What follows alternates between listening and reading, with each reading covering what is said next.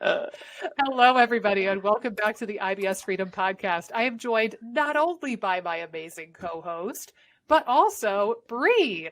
Bree was our giveaway winner from the New Year. Can we call it like the New Year, New You episode? I don't know what we titled it. But, yeah, that's good. Basically, we are going to try to do a bit of a crash course for the next 45 minutes or so while we have her, and we're going to see if we can't help Bree a bit. So, Bree, I'm going to hand the mic off to you, metaphorically speaking.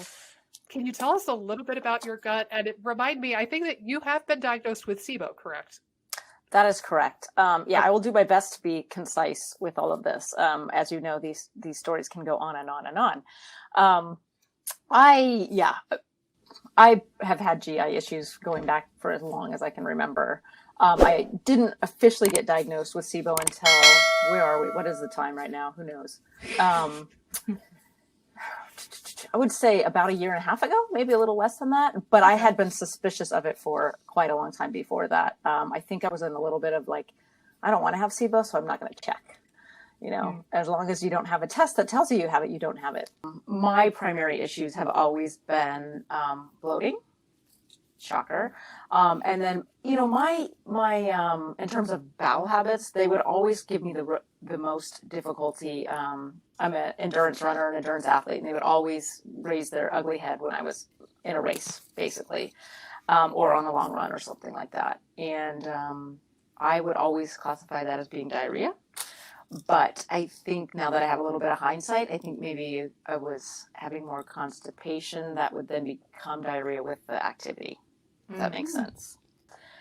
So after receiving my SIBO diagnosis, I've worked with a number of providers, a functional medicine provider, done some sort of side consulting with some other providers. And so I've basically done it all in terms of treating.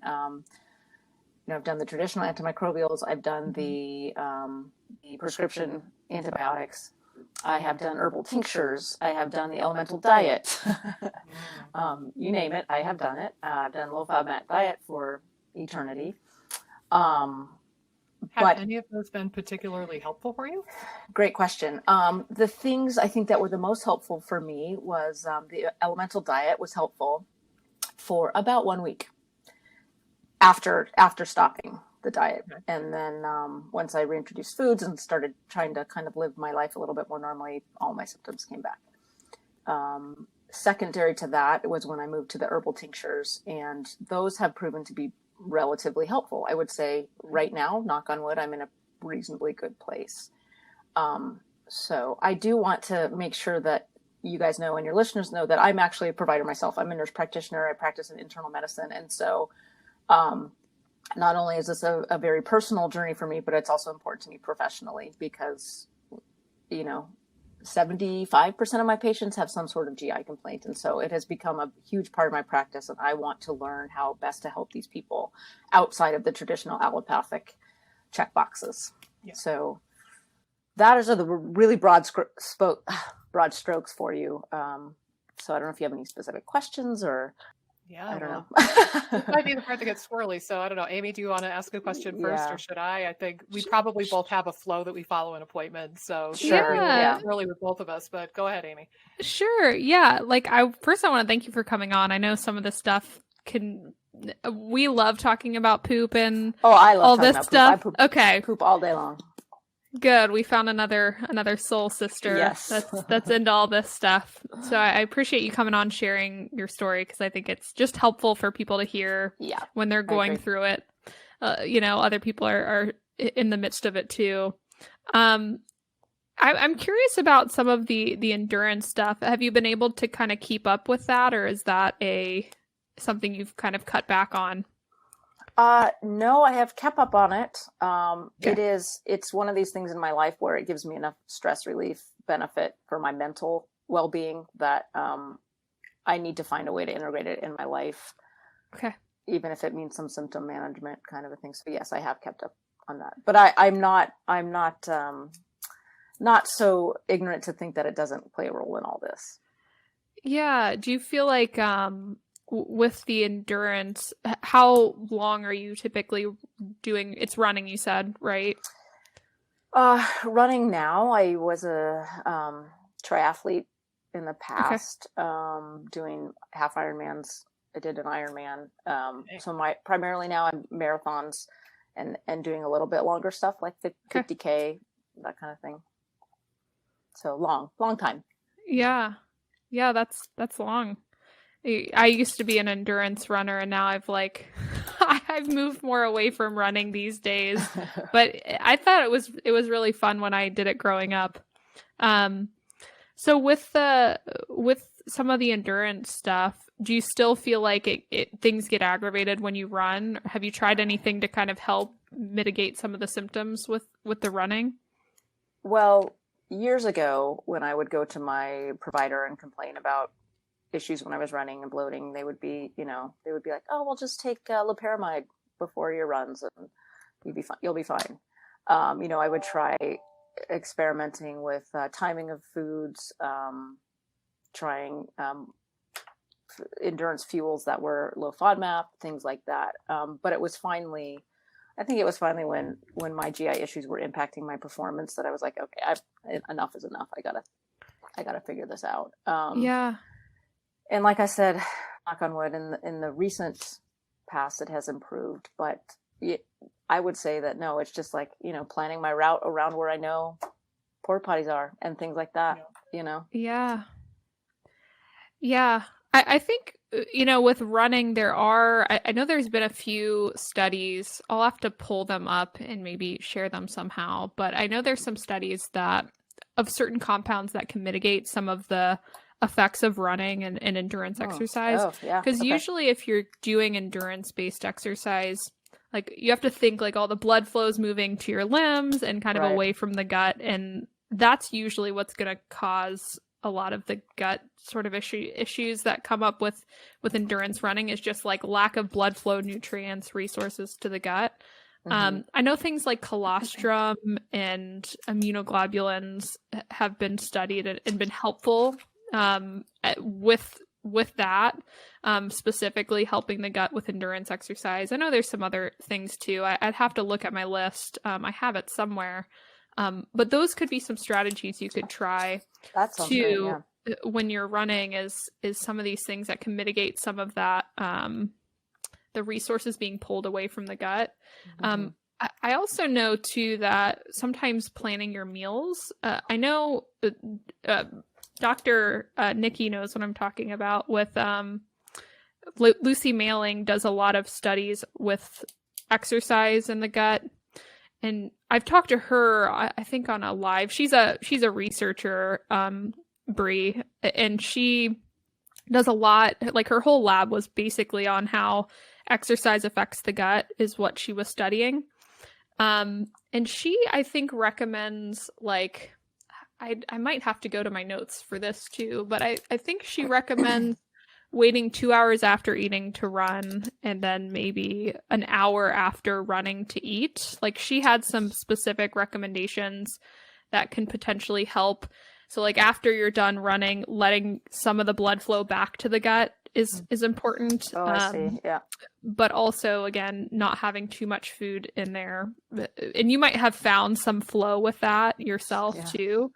But those could be some suggestions. I also would be interested to hear about nutrition too, in regards of like your high output of activity. But I want to hear what Dr. Nikki says too. Yeah, and I think that was one of my questions is, do you think that you're getting enough calories and enough nutrition on the days that you do the really long runs? That was one question I had. Yeah. And I think I'm much better about it. I think that I have suffered in the past from, some definitely some food issues and some, I'm completely blanking on the term that I'm trying to think of right now, like disordered eating, around exercise and performance and things like that. And I definitely fell victim to the, fast while you're exercising so you can rely on your fat stores and things like that. And so there was definitely a period of time where I would go out for like a 2 or 3 hour run and not eat anything. I don't do that anymore. Okay, that's good. So yeah, but I think that probably, was a piece of the puzzle for me in setting myself up to where I am now. Yeah. Another question I had is that, do you experience any similar symptoms if you do other types of exercise, or do you have experience doing other types of exercise? Like I'm picturing like weightlifting, for example. No, it's definitely running likes to really set things off for me. I bike quite a lot. I do strength training, and no, I don't. Nope. Okay. Because just contraction of muscles is inherently somewhat inflammatory. Like, because you're breaking down muscle tissue, especially like with weightlifting, right? You're breaking down muscle tissue and building anew, but also there's a lot of inflammatory cytokines released with every muscle contraction. Right. I would think if it was more of an inflammatory link to the symptoms, like the inflammatory cytokines being generated during those long exercises, I would think that strenuous weightlifting would do that too, although maybe I'm not accurate on how I understand this. Have you ever had blood tests done to look at like C-reactive protein, homocysteine? I have. Like that? Are they elevated at all, or are they suboptimal? My C-reactive protein has been elevated in the past, not recently. Okay. Homocysteine has always been okay. Okay. Yeah, and for reference, I like to see CRP below 1 in an ideal world, even though LabCorp's range usually goes up to 3, and Quest's range goes up to 10, which is absurd. Below 1 is where you want to be on that. There's also another newer marker through LabCorp that you could consider getting run called GlycA. It's GLYCA. And that can be elevated in states of inflammation where C-reactive protein is not elevated. So that could be a marker and kind of a tracker as far as like your inflammation. CRP is going to fluctuate much more rapidly than GlycA would.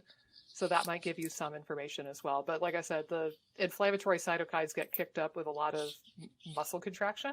And that could be a piece of it too. I thought also what Amy said, like shunting blood flow away from the gut being one of the things. And also just like your gut-brain axis, right? It has the choice of either rest and digest and Netflix and chill, or kind of the epitome of I'm running away from the tiger for 3 hours, and you're in that fight or flight mode, essentially, when you do exercise, and that adrenaline and those catecholamines. So that could be a piece of it too, is it's just like, it's kind of an ironic catch-22 of like, the exercise helps you manage stress. It is, absolutely. So it's kind of further ingraining you in that fight or flight, potentially. So that might take a little bit of parsing out. Another curiosity I had was, I know you said that you've had gut issues going back as long as you remember. Do you think, was there a turning point or a shifting point where you went from, run-of-the-mill pooping problems or run-of-the-mill bloating to, things got different real quick? And what I'm trying to fish for is, do you have any inkling what your trigger would have been for SIBo? Yeah, it's such a great question. And it's a little bit hard for me to tease that out because I have so much more insight now into not only from the actual pathophysiological side of it, from my career choice and everything like that, but just learning about SIBo and everything like that. And going from feeling at my worst to feeling better, it's hard. I would not say that there was like an absolute turning point for me. No, I definitely remember the point. It was in a race when I was like, I can't do this anymore. I have to figure this out. In terms of trigger or root cause for me, I can tell you what it's not, and I can tell you about 100 things that it could be. I have, Nikki, I've heard you talk, excuse me, Dr. Nikki, I don't know what you prefer to be called, but we'll keep it cash. Okay, cash. I've heard you talk about your sort of past about antibiotic use from being a sick kid and stuff. I had ear infections all the time, chronic strep throat, ear infections. So I was loaded with antibiotics. I had a bike crash in my mid 30s that required multiple surgeries, IV antibiotics, possible bone, so I definitely have the loaded up on antibiotic situation. Stress is a huge part of my life, unfortunately. Then I do think like the disordered eating, I did the extremely low carb thing for a while, and ate mostly protein and fat. So I think that contributed to some significant dysbiosis there for sure. So I've never taken a PPI, so I know that is not in my role. And I don't have any sort of abdominal adhesions, or surgical history, right? So I know that those are not coming into play for me. Oh, and the other thing is the no food poisoning. I've done the IBS Smart. That's what I was going to ask next. Yeah, and that's not in for me either. What about like travel overseas? Have you ever gotten like traveler's diarrhea? No. Okay. Knock on wood. Again. Okay. Yeah, I'm doing all kinds of wood knocking today. Okay. Yeah. Yeah. So it could just be, kind of the dysbiosis was more of a gradual set in. And I always use the metaphor, horrifying though it may be, is that it's kind of like you're on solid ground for most of your life. Mm-hmm. And then there's some metaphorical cliff. And when you're off the cliff, you have symptoms. But if your feet are on solid ground, you're doing relatively okay. Yeah. And maybe the lifetime of antibiotic exposure kind of like inched you closer to that cliff, right, until one day it was just the straw that broke the camel's back, and then off you go. Yep. And I would think that probably is what happened for me. I just had all the pieces in line, and then all of a sudden they tipped over. Yeah. Have you tinkered with probiotics at all? And if so, what has been your responsiveness to that? I have. I am currently taking BioGaia. Mm-hmm. And I did have I took the, what's the spore probiotic by, Megaspore is the big one. Megaspore. Yeah. I took that for a while and did see some benefit from that initially. Unfortunately I was trying so many other things at the same time, including a bunch of, probably triggering things, in terms of symptoms, that it complicated the picture for me. Okay. Yeah, so less clear data collection, perhaps. Yeah, unfortunately. What about like, run-of-the-mill lactobacillus, bifidobacterium, that sort of stuff? I mean, in my past, sure. Yeah, I definitely have been like, oh, I should take a probiotic. This one is in the refrigerator. I should take this one. But nothing really profound, like, oh yeah, that helped somehow. I do think that the Megaspore, I did see a benefit initially from that, but this was before I was diagnosed with SIBo, and so I was also doing a prebiotic supplement at that time too, and I think that really made things a little bit angry for me. And at that point, I just decided to stop everything because I didn't know what was worsening my symptoms at that point. Yeah. Okay. Yeah, because there's been some pretty decent research now. It's coming together slowly but surely, but I've seen a number of studies and one meta-analysis from a year or two ago that strongly suggested that probiotics can help eradicate SIBO. So I know like the kind of internet wisdom is that probiotics are bad for SIBO and the probiotics feed the SIBO. Right. And yeah, I don't buy into that, fortunately. So yeah, that's not been my clinical experience, and that's not what that analysis seems to suggest. I think it just takes a little bit of time to kind of try out different ones and see which ones your body really likes. Yeah. Are there some that you tend to try first? I'll let Amy answer first because I have an unusual way of doing things. I'm happy to answer it for sure, but I'm going to kick it to Amy first. And do you have any particular favorite probiotics, Amy? Or there's a few that I like. I do like the spores. Typically, again, like sometimes I see people react to things like Megaspore that have too many going on at once, like too many at once. Sometimes what I'll do is a single strain. I actually like the one I kind of prefer starting with if I do a spore is the Microbiome Labs one that's HU58. I do actually really like that one and get good results with it. It's just a Bacillus subtilis strain. And again, I think it's definitely helped reduce a lot of the people that I've SIBO's symptoms with. And it tends to be better tolerated because it's a single strain. Right. I like the blend from Custom Probiotics has a delactate free blend. If people are pretty sensitive to probiotics, I'll recommend that to start. And then there's kind of some other ones I'll layer in here or there as like a starter. But yeah, it does kind of depend on what I'm seeing and what their experience with probiotics has been.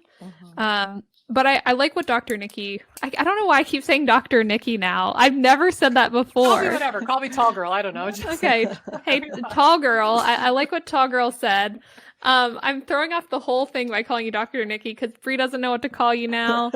We had a whole casual vibe going before. Call me Esmeralda. Yes. Esmeralda. But yes, I think that, probiotics get such a bad rap. I think that, yes, it can take some tinkering to figure out what works with probiotics. So I totally agree with it. And I like Nikki's approach. She's going to talk about it of speed dating probiotics. That's her take. And I think that's really interesting. I need to kind of maybe hop on board that train. But I agree. I think there is they get discounted in the SIBo space as being like, oh, they're going to feed the SIBo or make things worse. And I typically don't see that. Yes, some people can have negative reactions to certain ones, like that can happen. But because people aren't looking at them at all and kind of see them as sort of potentially adding fire to the already brewing problem, I think they're discounted oftentimes. And the way I sort of think about SIBO in terms of addressing it, I think like the probiotics are the first like least aggressive, least potential side effects. Yeah. One that's going to be more beneficial to the overall environment.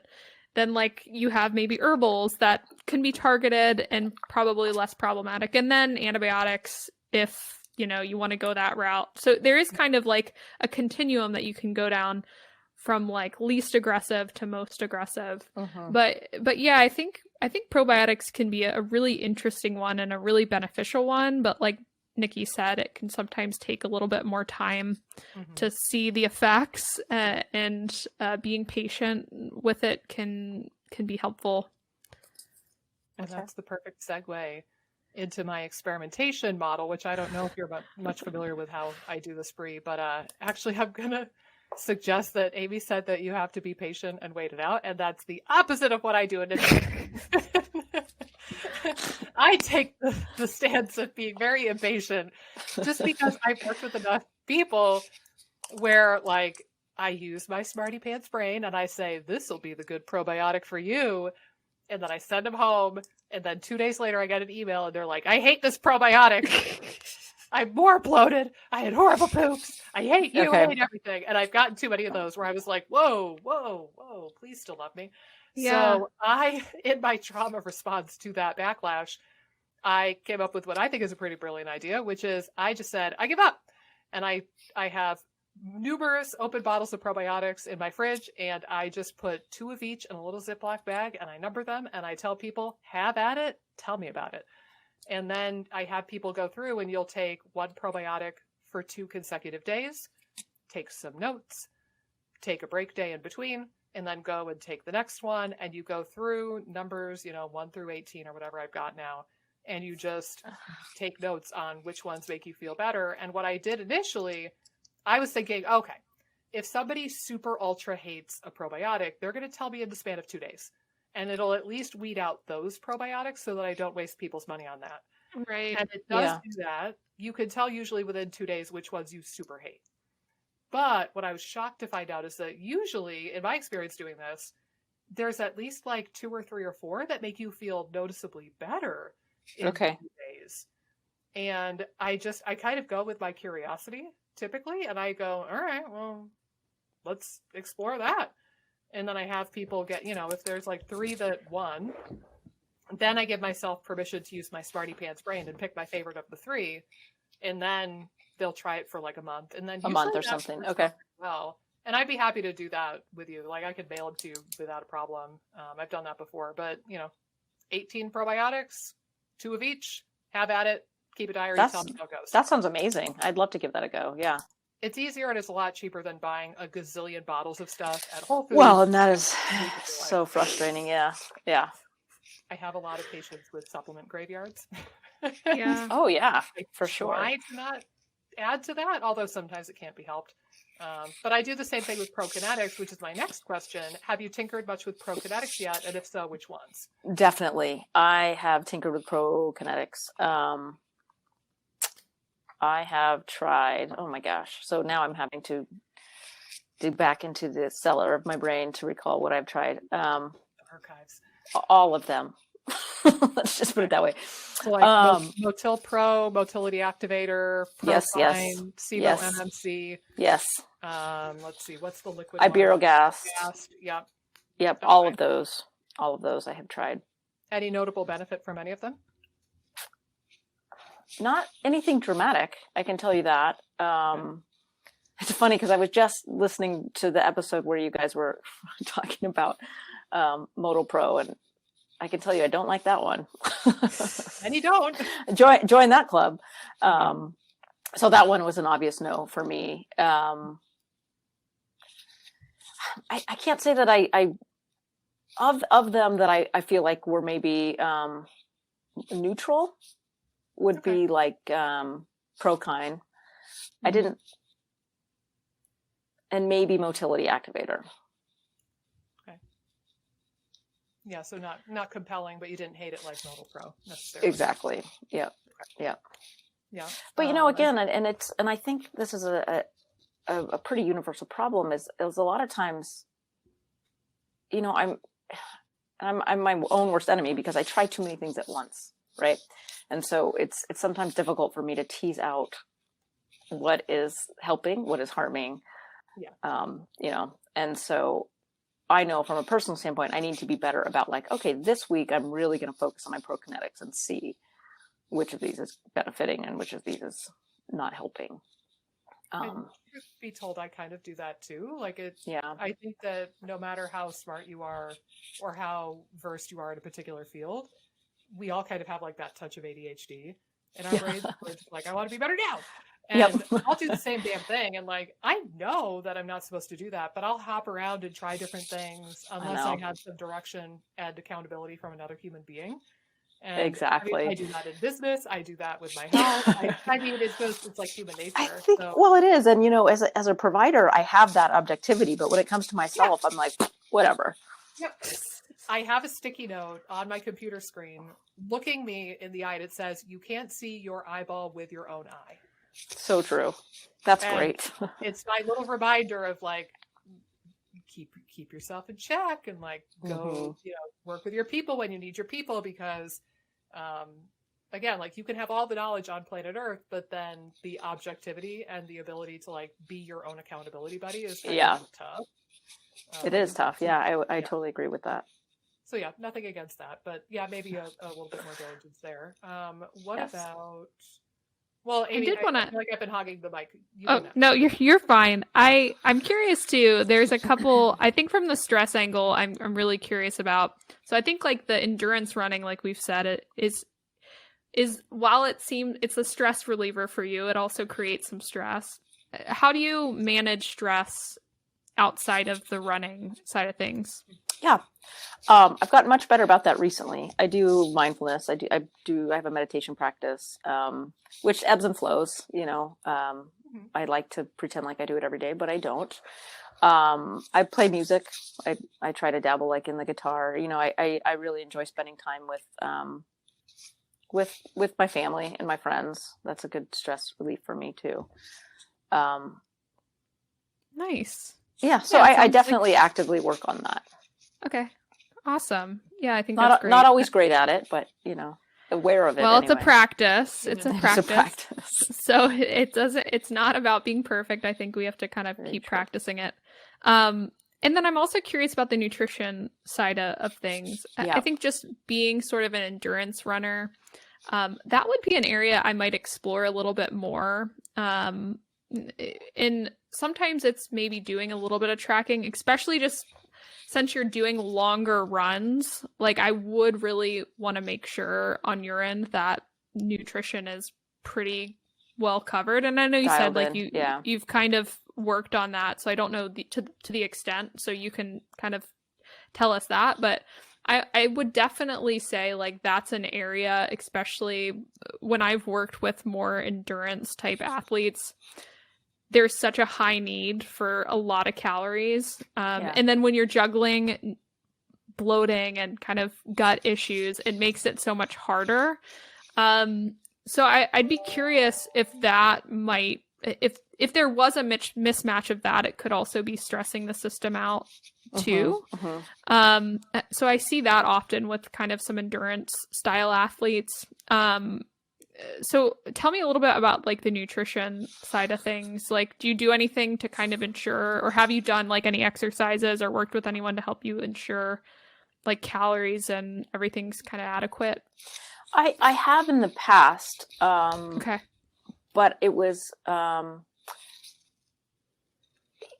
worked with a couple of sports nutritionists in the past to kind of work through some of this. And I have worked on like macronutrients and things like that. But nobody I've worked with has been, I mean, I can remember working with sports nutritionists complaining about bloating and my GI symptoms. And they're like, oh, that's just, just blowing it off. It's like, oh, that's just stress in your system. It's not, it doesn't have anything to do with da, da, da, da.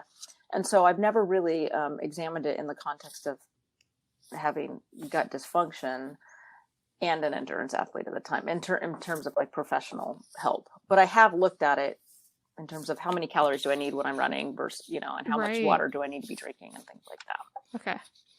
Yeah, and I think so. Do you feel like you're pretty much on top of that now? Like you feel now? I feel better about that. Yes. Okay. Yeah.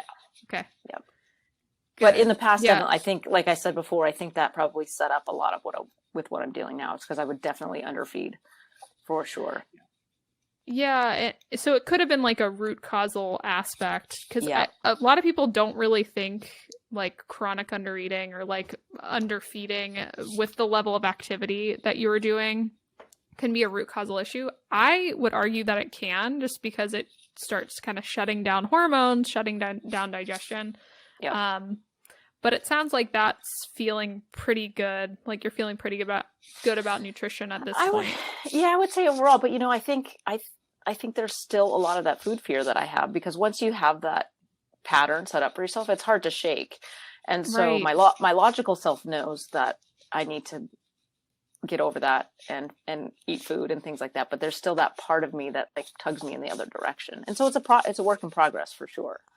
Right. And I think when you're having you're still having symptoms, it's easy to be like, oh, like, is there a food or something that is creating some of the problem? So I think it's really easy to get into the mindset of like, oh, the food, I need to kind of be really careful. And there's some aspects of avoiding certain foods that might be helpful. I think again, from the mind, if you feel like there's still some of that food fear type stuff creeping in, I might again analyze that a little bit too, like a mindset. Do you feel like how much would you say that comes into your day to day, the food fear stuff? Less so now, but it's definitely still there. I mean, I don't know. And you're currently low FODMAP, right? You were saying? I am, but I'm reintroducing. I'm trying to really build my diversity right now. Okay. And so far it's going okay. Oh, awesome. Yeah. And I think, again, that can help with the food fears too. Like the more you're kind of introing things and things go well, like that helps build confidence over time. And I think even kind of building up diversity could be an interesting angle, which I know Nikki could maybe jump off from there too. Like building up some of your good microbes. If antibiotics and things have been maybe a root causal issue, we're thinking building up some of the good microbes with fibers might be an angle that you haven't necessarily totally sussed out. I would agree. Yeah. And there are some ways to get diversity in your diet too, even without FODMAPs necessarily. So like I know I talked about this with a course because a lot of people weren't ready to add in the FODMAPs quite yet. It's like you can think of things like tea polyphenols, or even like a single glass of red wine, herbs and spices. Like if you could throw dill or turmeric or rosemary or something in your food, You could make a tea out of a lot of herbs like thyme. Heck, even exercise. That was one of Lucy Mailing's things, right? Like their labs showed that exercise promotes microbiota diversity. So there's a lot of other things. Heck, coffee is another like polyphenol rich drink. So there are ways that you can try to get some diversity in the mix, even pre-introducing the FODMAPs to some extent. Okay. But I'm glad that the reintroduction is seeming to go smoothly thus far. That's really me too. Me too. Do you have like a specific process you're going through with the reintro? Like, do you have a system, or is it kind of more natural? It's a little of both. I am trying to be pretty mindful of like, okay, what am I introducing today? But I don't necessarily have a plan. It's more of like, oh gosh, I really miss cauliflower. I'm going to try cauliflower because so it's more based on things that I'm missing or things that that interfere with more of a day-to-day, being on low fat map makes it so difficult to eat with other people and eat out and things like that. And so I'm trying to focus on things that have been limiting in that regard. Yeah. I like that also you're Go ahead. I'm sorry. I was just going to say, and then also the foods that really, I do think have so much additional health benefit aside from, but they get victimized because they're FODMAP. So, right. Right. I think that I usually tell people when they're adding things back in, like to think about two things, like what foods would they be really excited to add back in, which you're doing. Mm-hmm. Like, the foods that you feel like drawn to in some way. And then and I'd focus on ones that you don't really remember having like a strong reaction to, or like that you remember like, oh man, I had garlic that time and like I just blew up. Like you didn't necessarily have an episode to it. So I usually tell people to like, if you're kind of trying to search for foods to build some variety in, or to build a little bit more FODMAPs in, think about the ones you're excited about, but also that you don't necessarily remember being super reactive to. And not that you never add those in, but these would be the ones that I'd start with. Mm-hmm. Like you lay the foundation with the safer foods, or the ones that you think are going to go well, and then you can build from there. Yeah. And have you found, in your clinical experience, and I mean, have you been able to see patients resume a more or less normal diet eventually? Yeah, definitely. Nice. Yeah, I think it's definitely, it's for sure possible. And I think there's sometimes people that, never do great on a certain FODMAP or a certain food, but they can still expand a whole bunch. We all kind of sometimes have these specific triggers that just don't sit well. But I think for the most part, for most of the people that I work with come out on the other side eating a really diverse range of foods. I think it's pretty rare. It's the rare that where they have to have more intense restrictions of certain foods. But usually people can really broaden things up. It's a little bit of a process. It takes some time. But yeah, what about, I know Nikki's probably in the similar vein. Dr. Nikki? Yeah, Dr. Nikki, I'm sorry. How dare I? Yeah, I think the caveat I will reserve, or the asterisk I will put next to this, is if you have known diagnosed autoimmunity, or have food allergies, for real food allergies. Like if you have an anaphylactic reaction to peanuts, please don't. Oh, yeah. Yes. Because of it. But, aside from the autoimmune thing, I think most people can eat most things. But with autoimmune people, like even with me, like I'm a celiac, so gluten's never going to happen again. Sure. Also, I had some other autoimmunity. And so for me, like I know that gluten and dairy both just tick off my immune system. And it's just not worth the inflammatory barrage I'm going to experience from that. So for autoimmune folk, there's usually at least one or two foods, in my opinion, that you should probably just not do ever again. But then everything else is kind of open game. Is sugar healthy? No, but like you can have sugar here or there. Like, is Diet Coke healthy? No, but like every now and then live La Vida Loca. Right. And then certainly the fruits and the vegetables, I see more often than not that people can reintroduce all of them It's just a matter of time more than anything, and figuring out like what Yeah. you can do to keep your motility up and running and keep your microbiome Right. really happy. And Right. to that point too, I want to be cognizant of the time, because I know we only have you in the middle of your workday, I think no less. Yeah. But and we only had an hour to record on this fancy dancy thing we're trying out today. Oh, okay. But also, I want to know, has there been much of an exploration on your end of like what I affectionately call crispy adrenal syndrome? And has there been any like herbal medicines that you've tried for the gut-brain axis or the stress axis, aside from prokinetics? And you're already doing the lifestyle stuff, like the mindfulness and the meditation and the exercise. Have you tried tinkering with like adaptogens or herbs that can modulate the stress response? Not aggressively. I do take cortisol manager.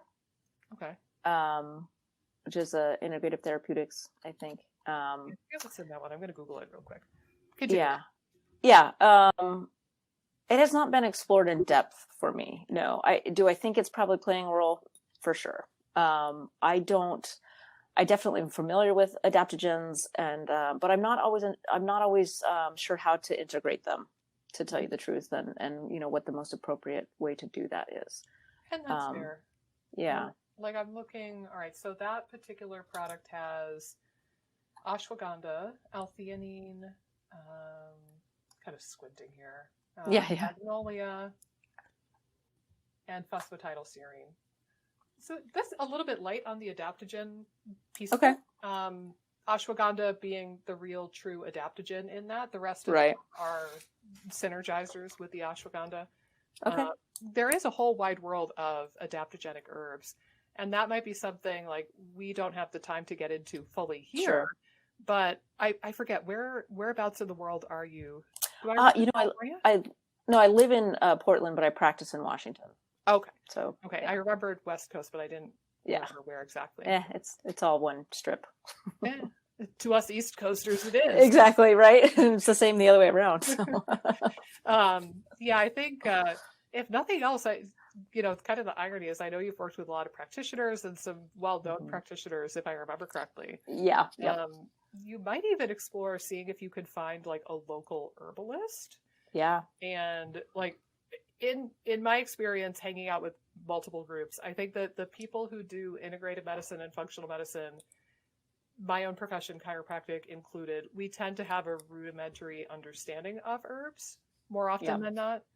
And if you want to really seek to know the herbs for real, you're better off studying with the herbalists. So like actually the last 5 or so years, my favorite conferences to go to every year for continuing ed are the herbal conferences. I don't go to the integrative medicine stuff anymore, man. I go to the herbal conferences, and it's great. It's awesome. Okay.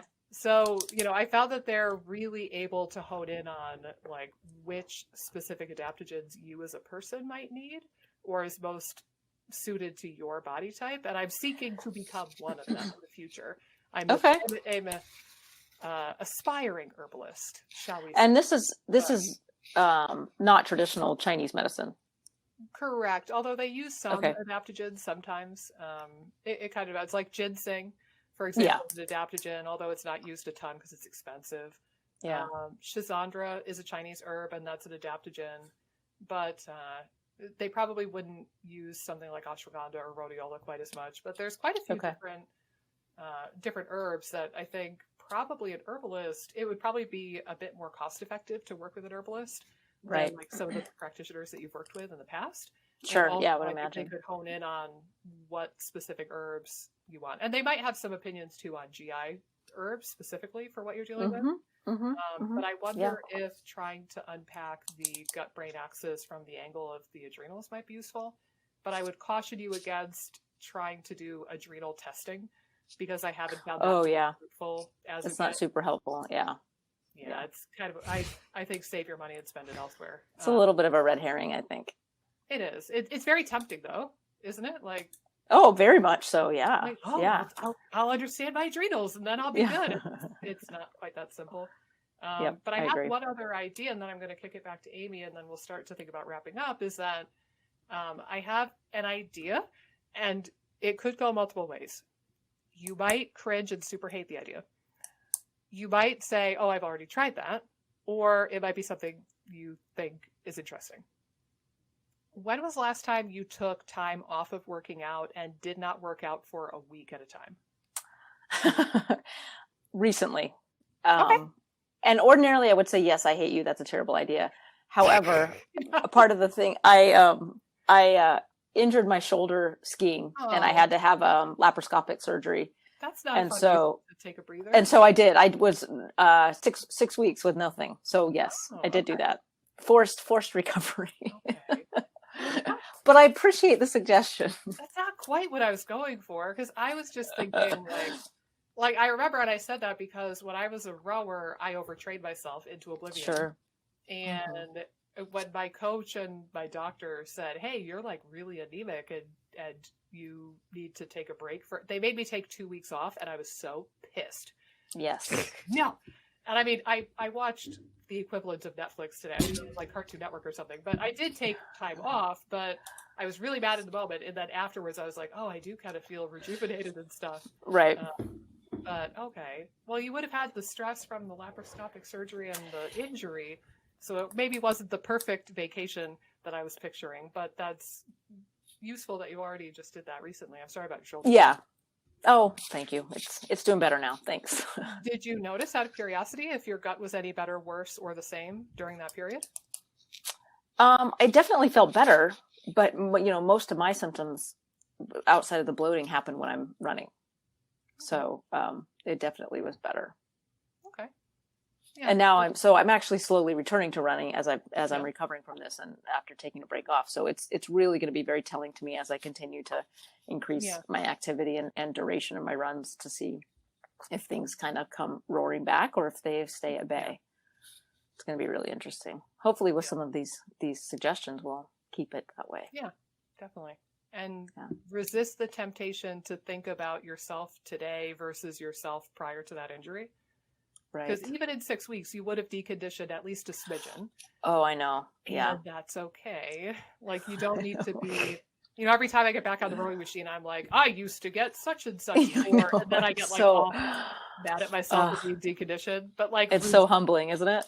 Resist that voice and just go into your runs with the goal of having a good workout and not like setting a bar somewhere that may or may not be where you're at today. No, that's good advice. Yeah, good reminder. Yeah, for somebody who's been there. But Amy, do you have any more thoughts before? I think Riverside is going to probably cut us off in the next couple of minutes. But do you have any other thoughts to start wrapping up? Yeah, I think again, I liked where you were going with like the break and seeing how things were feeling. I think it sounds like a lot of the symptoms seem to come on with the runs, or like, running as you're amping up. It seems to create a lot of the problems. I'll have to find that list of things. I have it somewhere of different compounds that help. The one that's sticking out to me is, what'd you say? Can you send it to me too?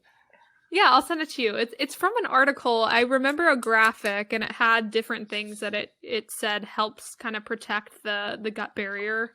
Excellent. Yeah. In athletes. I have to find it. It was a number of different things, but I'll find it for you, and I might try to tinker around with trying some of those things during your run or like around the running times and seeing if you notice any effect. Yep. Yeah. Cool. Yeah, and I wasn't aware of that too, so that was a cool learning tidbit for me. So thank you. Yeah, that's fantastic. Yeah. Yeah, of course. Yeah, I'll see if I can dig it up. I feel like it's in like the gutter of some folder that I have. A folder inside a folder inside a folder inside right. a folder inside a folder. Right, exactly. Exactly. Yep. Well, Bree, thanks so much for taking the time to talk to us. Are you kidding me? Thank you. And I really do. You guys should know how much I appreciate your thinking outside of the box and your approach to this IBS stuff. It's really refreshing. Thanks. I really enjoy it. The cookie cutter stuff doesn't really work so hot with this sort of stuff. Yep, I agree. I appreciate conventional medicine in the sense of if my arm gets chopped off in oncoming traffic today, haul my ass to UNC, give me all the morphine and the antibiotics you got. I'll worry about the microbiome later. But, with this sort of stuff, oftentimes it's kind of meh from the conventional side. So Right. it is what it is. But yeah, we should. Oh, I'm sorry, I didn't mean to cut you off. I'm thinking too, like with the kind of exercise component, it would be interesting if we could get Lucy Mailing on the pod and get her take. Yeah. If we could get her as cool. like a. I planted the seed. I had emailed her not that long ago and planted the seed. So yeah, we'll have to tag team her and reach out and tell her, we love you. We'll Come see on. if we can. Yeah, right, exactly. And roll it up. Yep. Okay. Well, cool. Bree, it was an absolute pleasure. And Yeah, it was well, awesome likewise. talking to you, I Bree. really appreciate the opportunity. It was great. Yeah, keep us posted as you try out things and if you find it Oh, yeah. to work with. And yeah, I think there's some more to be done from the angle of the gut-brain axis and the stress, cortisol, adrenaline kind of firing up your poor body. Yep. And I want you to be able to work out and enjoy yourself working out, but not at the detriment of the rest of your body. So Me too. I agree with you. Yep. finding that balance. Well, I hope you find it. Me too. Yeah. Thank you very much. I appreciate it.